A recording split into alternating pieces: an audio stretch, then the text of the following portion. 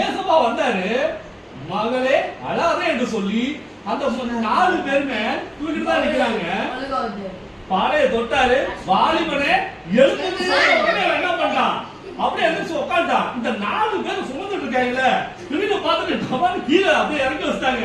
எல்லாரும் பிரமித்தார்கள். சொல்லுங்க, ஏன்னா செத்தவன் ஒருத்தன் எந்திரிச்சு வரான் அப்படின்னாக்க நிறைய பேருக்கு எப்படி இருக்கும்? ஷாக்கிங். எந்திரிச்சா ஒரு ஷாக்கிங். சொல்லுங்க, ஒரு பிரமிப்பு. சரிங்களா? அவன் பேர் மாதிரி வந்து எல்லாரையும் பயமுறுத்தினா.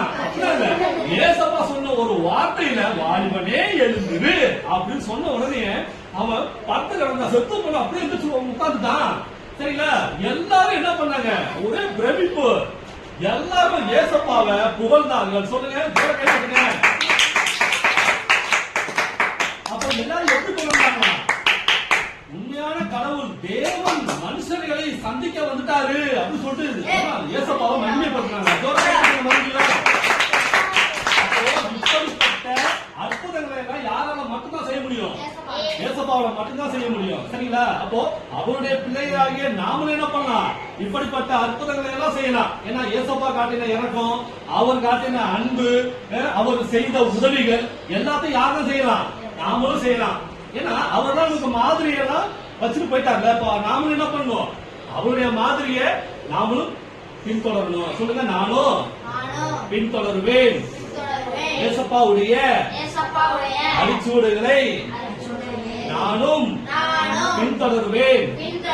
அவர் காட்டின இரக்கம், அவர் காட்டின அன்பு, அவர் செய்த உதவிகள், அவர் செய்த நன்மைகள்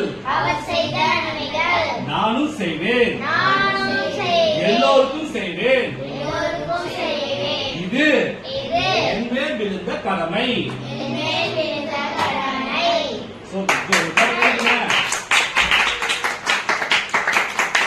அப்போ அந்த தாயுடைய கண்ணீரை ஏசப்பா என்ன பண்ணாரு? துடைச்சாரு. அப்போ அந்த அழுது இருந்த தாய் அவங்களுடைய மனசு எப்படி இருந்திருக்கும் பாருங்க.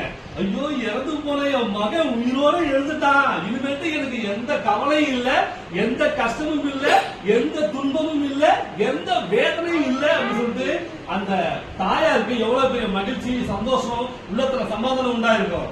இப்படிப்பட்ட நன்மையான காரியங்கள் தான் ஏசப்பா எல்லாருக்கும் செய்வாரு. இத யாரும் மறக்கவே கூடாது. சரிங்களா?